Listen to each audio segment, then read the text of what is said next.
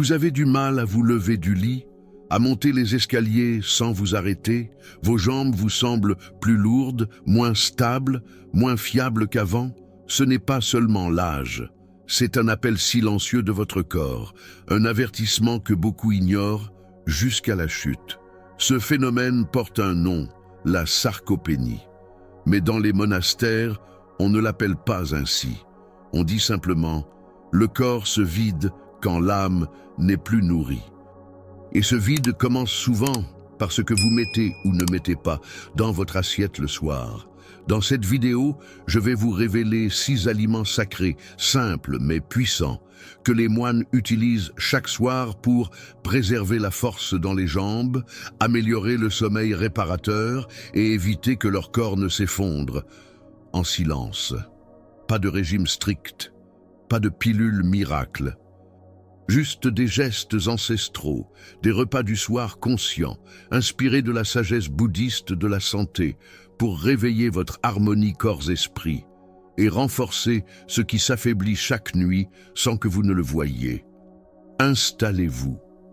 Écoutez avec votre corps fatigué, vos muscles douloureux et votre cœur encore prêt à changer. Et si ce message résonne, abonnez-vous à ce canal, car il n'est jamais trop tard pour reprendre appui et marcher plus loin, avec paix et stabilité. Chaque matin, en se levant, certains d'entre vous sentent que les marches deviennent plus lourdes, que les sacs paraissent plus pesants, que le souffle est plus court. Ce n'est pas seulement l'âge, c'est un langage que le corps utilise pour murmurer « je perds de la force ». Ce processus silencieux porte un nom, la sarcopénie. C'est la perte naturelle de masse musculaire qui accompagne le vieillissement. Mais derrière ce mot médical se cache une vérité spirituelle. Quand les muscles s'affaiblissent, c'est souvent que l'on a négligé leur rituel quotidien. Et les moines l'ont bien compris. Dans les monastères, le vieillissement n'est pas redouté. Il est honoré, mais il n'est pas subi non plus. Chaque jour, les anciens pratiquent des mouvements doux, respirent profondément et surtout nourrissent leur corps avec conscience.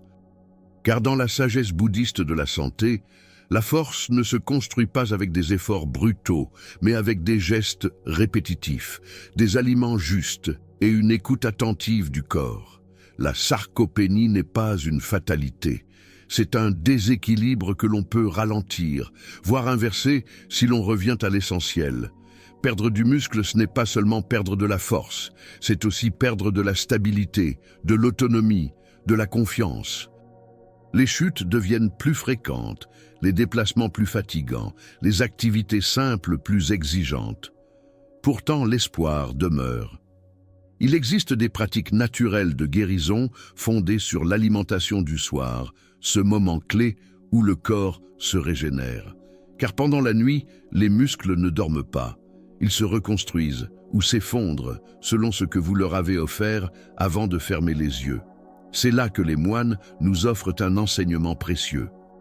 Avant le coucher, ils consomment des aliments simples, riches en nutriments, choisis non pour le goût seul, mais pour l'effet profond sur l'énergie vitale. Chaque bouchée devient un acte de soin, un rituel sacré pour la santé. Ils savent que ce que vous mangez le soir influence votre sommeil, votre récupération et votre capacité à rester fort. Même à 60, 70, 80 ans, le muscle peut renaître s'il reçoit ce dont il a besoin au moment juste, dans le calme. Alors, ne croyez pas à ceux qui disent que tout décline avec l'âge. Le corps ne vous trahit pas, il vous parle. Et si vous apprenez à l'écouter avec douceur, à le nourrir avec respect, vous verrez, la vitalité spirituelle reviendra peu à peu. Dans les prochains instants, je vais vous dévoiler 6 aliments du soir que les moines utilisent pour préserver leur force, leur paix et leur longévité. Car oui, même après 60 ans, il est encore temps d'ancrer en vous la stabilité d'un vieux chêne et la souplesse d'un roseau. Dans les monastères bouddhistes, le repas du soir est léger, mais profondément nourrissant. Parmi les aliments les plus respectés, le yaourt grec occupe une place discrète mais essentielle. Pourquoi? Parce qu'il agit dans le silence de la nuit, là où le muscle se régénère sans bruit. Ce n'est pas seulement un dessert ou un encas. C'est un aliment curatif, dense en protéines complètes, qui répare les fibres musculaires endommagées pendant la journée. Et dans la sagesse bouddhiste de la santé, tout ce qui régénère sans agresser mérite d'être honoré. Le yaourt grec est riche en protéines à digestion lente, ce qui signifie qu'il libère des acides aminés durant plusieurs heures pendant le sommeil. Cela en fait un allié naturel contre la sarcopénie. Mais ce n'est pas tout. Il contient également du calcium, qui soutient les os et les contractions musculaires, ainsi que du tryptophane, un acide aminé qui favorise la production de sérotonine, puis de mélatonine. Autrement dit, il aide non seulement à renforcer vos muscles, mais aussi à améliorer la qualité de votre sommeil. Une double action douce et puissante. Les moines le consomment souvent nature, sans sucre ajouté, parfois accompagné de quelques baies ou de graines trempées. L'idée n'est pas de flatter le goût, mais d'apporter au corps exactement ce dont il a besoin. Une petite coupe suffit, servie dans un bol en bois ou en céramique, posée devant soi avec calme. Car manger en pleine conscience transforme chaque bouchée en rituel sacré pour la santé. Et ce rituel, répété chaque soir, devient une offrande silencieuse à la longévité. Mais attention aux pièges modernes. De nombreux yaourts dits grecs sont enrichis en sucre, en arômes artificiels ou en additifs cachés. Ce que les moines nous enseignent, c'est à revenir à l'essence, la simplicité. Un yaourt grec pur, non transformé, à base de lait entier ou de brebis, si possible issu de cultures respectueuses. Le corps reconnaît ce qui est vrai, il s'apaise avec ce qui est authentique. Et c'est cette paix digestive, cette légèreté post-repas, qui prépare le terrain pour une nuit de vraie régénération. Et si ce soir, vous remplaciez votre collation habituelle par un simple bol de yaourt grec, mangez-le en silence, respirez entre chaque cuillère, fermez les yeux, vous verrez, votre ventre se détend, votre esprit ralentit, votre sommeil s'approfondit. Ce n'est pas de la magie, c'est de la vitalité spirituelle, nourrie par l'attention. Le yaourt grec devient alors bien plus qu'un aliment, un compagnon de votre corps, et un soutien discret sur le chemin de la longévité. Dans la tradition des anciens moines, les noix ne sont pas grignotées à la hâte. Elles sont croquées lentement, presque comme des perles précieuses offertes par la terre. Pourquoi? Parce qu'une seule poignée bien choisie contient la puissance d'une forêt. Du magnésium, des acides gras essentiels, du sélénium, du zinc, autant d'éléments que le corps reconnaît et utilise pour renforcer les muscles, apaiser l'inflammation et favoriser un sommeil réparateur. Ce sont les sentinelles discrètes de la nuit, toujours prêtes à reconstruire, à défendre, à régénérer. Parmi elles, certaines se distinguent. Les amandes nourrissent les muscles et les nerfs. Les noix du Brésil, riches en sélénium, soutiennent la fonction thyroïdienne et la réparation cellulaire. Les noix de Grenoble sont de puissants anti-inflammatoires grâce à leurs oméga 3. Et toutes partagent une qualité précieuse. Elles apportent de la graisse, mais de la bonne. Celle qui lubrifie les articulations, calme l'esprit et alimente les membranes cellulaires. Dans la sagesse bouddhiste de la santé, ce type de gras est vu comme une forme d'énergie circulante, douce et protectrice. Mais il ne faut pas en abuser. Une poignée suffit, 10 à 15 grammes, idéalement crus et non salés. Dans les monastères, on les prépare souvent à l'avance, placés dans un petit bol, présentés avec soin. Ce n'est pas une consommation automatique, mais une pratique consciente. Chaque noix est un aliment curatif, et chaque mastication est une manière de remercier la nature pour sa générosité. Ce qui compte, ce n'est pas la quantité, mais la présence au geste. Et cette présence, justement, transforme une simple collation en rituel sacré pour la santé. Le soir, ces noix agissent comme des calmants naturels. Le magnésium détend les muscles, le tryptophane favorise la sécrétion de mélatonine et les bons gras stabilisent la glycémie.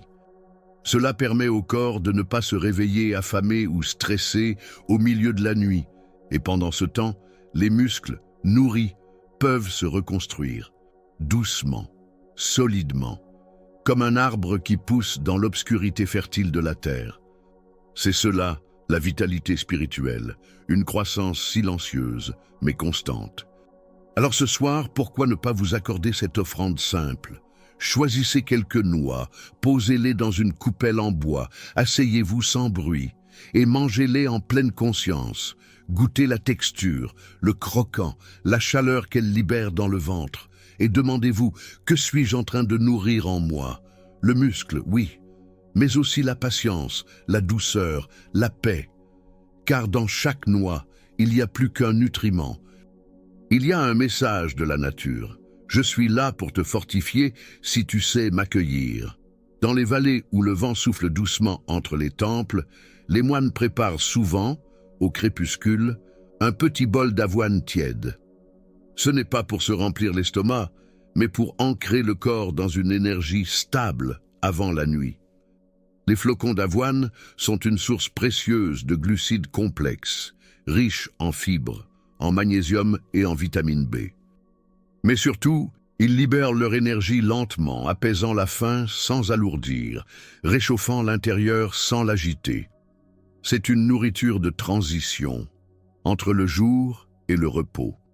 Sur le plan physique, l'avoine régule la glycémie, évite les pics d'insuline et nourrit doucement les muscles pendant la phase nocturne. Elle contient également du tryptophane, qui favorise la production de sérotonine, puis de mélatonine, facilitant l'endormissement.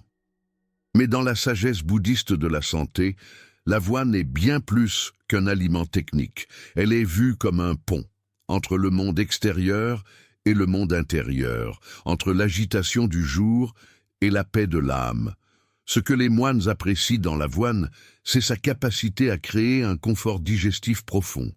Une fois tiède, légèrement sucrée avec du miel naturel ou enrichie d'une pincée de cannelle, elle devient un repas léger, mais profondément satisfaisant. Ce confort permet au corps de se relâcher, au mental de ralentir et à l'esprit de se recueillir. Manger de l'avoine le soir, c'est se donner la permission de terminer la journée en douceur, comme on ferme doucement un livre sacré. Mais il ne s'agit pas de reproduire mécaniquement un porridge moderne rempli de sucre ou de lait industriel. L'avoine que l'on respecte est celle que l'on prépare lentement, dans de l'eau ou un lait végétal naturel, avec un geste attentif. Ce n'est pas la recette qui importe, mais l'intention. Une intention de soin, de simplicité, d'équilibre, car dans un monde saturé de choix, revenir à un bol d'avoine, humble et chaud, c'est retrouver une paix oubliée, une sagesse ancrée dans les gestes du quotidien. Et si, ce soir, vous testiez cela, préparez un petit bol, allumez une lumière douce, respirez lentement et savourez. Vous verrez, ce n'est pas seulement votre ventre qui se détend, mais votre esprit tout entier.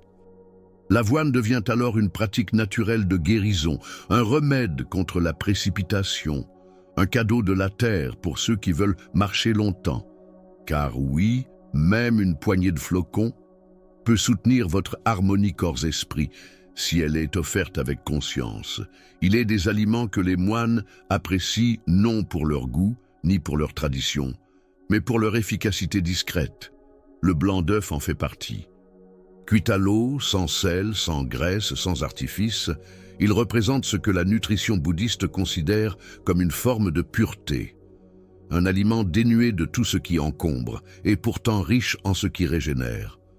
Car dans ce simple blanc bouilli, il y a toute la puissance silencieuse d'un muscle en reconstruction, sans agitation, sans inflammation.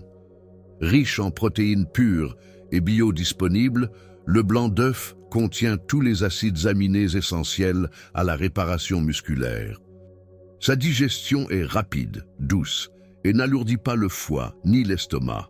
C'est l'un des meilleurs soutiens pour préserver la masse musculaire en période de repos, en particulier après 60 ans, quand la synthèse protéique ralentit naturellement. Mais plus encore, le blanc d'œuf est une source de BCAA et de sélénium, deux éléments que le corps reconnaît comme des alliés directs du système immunitaire et musculaire. Dans les monastères, certains maîtres consomment 2 ou 3 blancs d'œufs bouillis, en silence, juste avant le coucher. Pas dans un esprit de performance, mais comme un acte de réparation sacrée. Une façon d'honorer le corps après une journée de service, de méditation ou de marche, car le sommeil n'est pas simplement un repos, c'est une phase active de reconstruction. Et pour cela, le corps a besoin de briques pures, pas de distraction. Évidemment, ce n'est pas la partie la plus savoureuse de l'œuf, mais justement, dans la sagesse bouddhiste de la santé, ce qui est humble, dépouillé et sans fioriture a souvent le plus grand pouvoir de transformation. Le blanc d'œuf, pris avec intention, devient une offrande intérieure. Il apporte une légèreté presque éthérée au corps, qui peut alors plonger dans un sommeil profond sans lutte digestive. Il est le symbole d'une vitalité spirituelle construite dans la discipline douce. Et si ce soir, vous remplaciez le biscuit ou le morceau de fromage par 2 simples blancs d'œufs cuits avec soin, posez-les dans un petit bol, prenez le temps de les manger lentement, sans distraction. Fermez les yeux entre chaque bouchée. Observez ce qui se passe dans votre ventre, dans votre souffle. Vous pourriez bien sentir une stabilité s'installer, une clarté tranquille, une paix musculaire. Comme si, par cet humble aliment, vous donniez au corps l'autorisation de se réparer en paix. Dans certains monastères, le silence du soir est accompagné d'un doux parfum flottant dans l'air, celui du lait chaud infusé à la cannelle. Ce n'est pas une boisson prise par habitude ou gourmandise, mais un véritable rituel de transition, un pont entre la veille et le repos. Le lait chaud, dans la tradition bouddhiste comme dans l'Ayurveda, est vu comme un véhicule sacré. Il transporte les bienfaits des épices, il adoucit le feu digestif, il rassure l'âme fatiguée. Ajoutez-y une pincée de cannelle, et vous obtenez un élixir de paix profondément réparateur. Le lait contient naturellement du calcium et du tryptophane, 2 éléments essentiels à la détente musculaire et à la fabrication de la mélatonine, l'hormone du sommeil. Chauffé à feu doux, il devient plus digeste, plus enveloppant. La cannelle, quant à elle, régule la glycémie, stimule la circulation et apaise les inflammations internes. Ensemble, ils forment une boisson qui ne stimule pas, mais qui prépare, qui ouvre la porte au sommeil profond. Une vraie pratique naturelle de guérison. Dans les monastères, cette boisson est prise lentement, dans une tasse simple, souvent en céramique ou en bambou. Avant de la boire, certains moines ferment les yeux, récitent un mantra court ou simplement remercient la terre pour ce don chaud. Car ce n'est pas ce que l'on boit qui guérit, c'est comment on le boit. En pleine conscience, chaque gorgée devient un massage intérieur. Le lait chaud à la cannelle devient alors une offrande intérieure, un acte d'amour envers son propre corps. Ce remède ancien calme le système nerveux, réduit les tensions physiques, mais aussi mentales. Il est particulièrement utile pour ceux qui ont un sommeil léger ou qui se réveillent au milieu de la nuit. Il n'agit pas comme un somnifère brutal, mais comme une berceuse liquide. Et c'est cela que nous enseigne la sagesse bouddhiste de la santé. Il n'y a pas besoin de forcer le corps. Il suffit de lui créer les conditions pour qu'il se laisse aller. Le lait chaud à la cannelle est l'une de ces conditions. Et si, ce soir, vous preniez quelques minutes pour préparer cette boisson simple, faites chauffer un peu de lait, végétal ou animal selon votre préférence. Ajoutez une pincée de cannelle pure, remuez doucement. Asseyez-vous, respirez, puis buvez. Observez comment votre poitrine se relâche, comment vos pensées ralentissent. Ce n'est pas une magie extérieure, c'est le retour à une sagesse oubliée, une harmonie corps-esprit qui commence dans une tasse. Dans les enseignements anciens, on dit que la banane est le sourire de la terre, jaune comme le soleil couchant, douce comme une parole de réconfort, elle est bien plus qu'un simple fruit. Pour les moines, c'est un aliment de transition, idéal pour les heures silencieuses où l'on se prépare à quitter l'agitation du jour. Manger une banane le soir, c'est comme recevoir un câlin digestif. Elle rassasie, elle détend, elle n'alourdit pas. Et surtout, elle prépare le corps et l'âme à glisser paisiblement dans la nuit. Sur le plan physiologique, la banane est riche en potassium, magnésium et vitamine B6. Ces trois éléments jouent un rôle essentiel dans la détente musculaire, la réduction des crampes nocturnes et la régulation de la pression sanguine. Elle contient aussi du tryptophane, qui favorise la production de sérotonine et de mélatonine. En d'autres termes, ce fruit favorise à la fois la récupération musculaire et l'endormissement naturel. Un véritable aliment curatif déguisé en collation banale. Mais la façon dont on la consomme change tout. Dans les monastères, on ne l'avale pas à la va-vite. Elle est souvent coupée en morceaux, posée dans un petit bol, parfois accompagnée de quelques graines ou d'un soupçon de cannelle. Chaque bouchée est mâchée lentement, en silence, comme une méditation. Car la vitalité spirituelle ne réside pas dans ce que l'on mange, mais dans l'état de présence avec lequel on le mange. Et la banane, fruit humble et accessible, devient ainsi un véhicule de conscience. Elle est aussi utile pour les personnes âgées qui ont perdu l'appétit ou souffrent d'insomnie légère. Douce, facile à digérer, elle n'irrite pas l'estomac et procure une sensation de sécurité intérieure. C'est un fruit qui rassure, qui réconforte, comme un chant bas dans la nuit. Dans la sagesse bouddhiste de la santé, on l'associe souvent à l'énergie lunaire, apaisante, nourrissante, équilibrante. Manger une banane le soir, c'est choisir la douceur plutôt que la résistance. C'est offrir au corps ce dont il a besoin, sans violence. Et si, ce soir, vous remplaciez votre dessert industriel ou votre pain tardif par une simple banane mûre? Prenez le temps de la peler lentement, sentez son odeur, observez sa texture. Offrez-lui votre silence et elle vous offrira sa paix. Vous verrez, le sommeil viendra comme une brise tiède et vos muscles, apaisés, commenceront à se reconstruire dans la tranquillité. Parfois, il suffit d'un fruit pour réapprendre à s'endormir avec sagesse. Parfois, les solutions les plus puissantes sont aussi les plus simples. Ce que nous avons vu aujourd'hui ne relève ni de la magie, ni d'un secret réservé aux initiés. Ce sont des gestes quotidiens, des choix naturels, des aliments accessibles. Mais lorsqu'ils sont faits avec intention, ils deviennent des rituels sacrés pour la santé. Que vous choisissiez une banane mûre, un yaourt grec, une poignée de noix ou un bol d'avoine, c'est votre présence dans l'instant qui transforme le repas en élixir de longévité. Le corps sait quoi faire. Il attend simplement qu'on le respecte à nouveau. Vous avez plus de 60 ans? Alors vous êtes à une étape précieuse de la vie, une étape où chaque action compte plus, où chaque soin porté à soi a un écho profond. La perte musculaire n'est pas une fatalité, elle est un signal. Une invitation à revenir vers une alimentation vivante, consciente, régénérante. Dans les monastères, les anciens ne luttent pas contre le temps.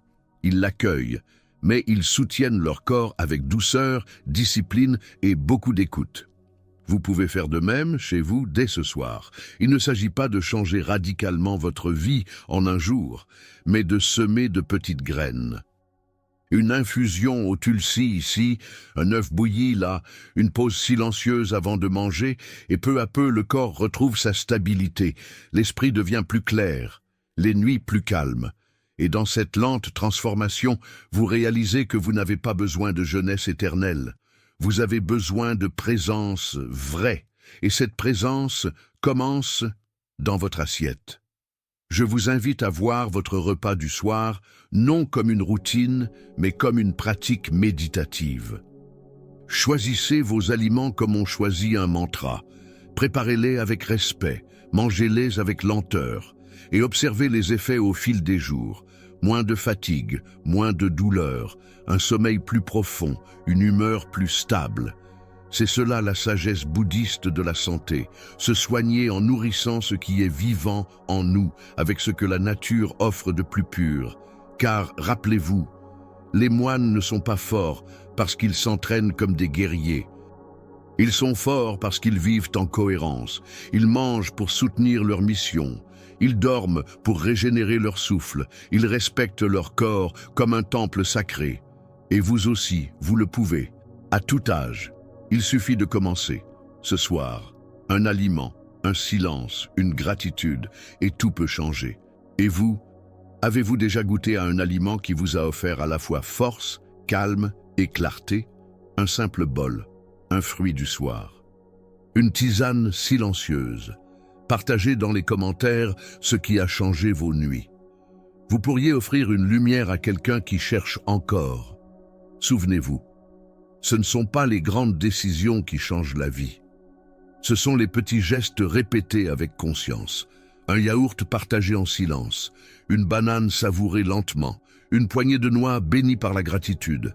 Ce sont ces choix simples qui régénèrent les muscles, nourrissent le cœur et apaisent l'âme. Adoptez-les comme les moines le font, sans précipitation, sans jugement, seulement avec respect, car le vrai soin commence toujours par l'attention que vous vous portez à vous-même. Si cette vidéo vous a guidé vers un peu plus de paix et de vitalité, abonnez-vous au canal. Activez la cloche pour recevoir chaque semaine de nouveaux enseignements. Et continuez ce voyage avec notre prochain épisode, les 5 plantes sacrées que les moines utilisent pour vivre plus longtemps. La santé n'est pas un but, c'est un chemin.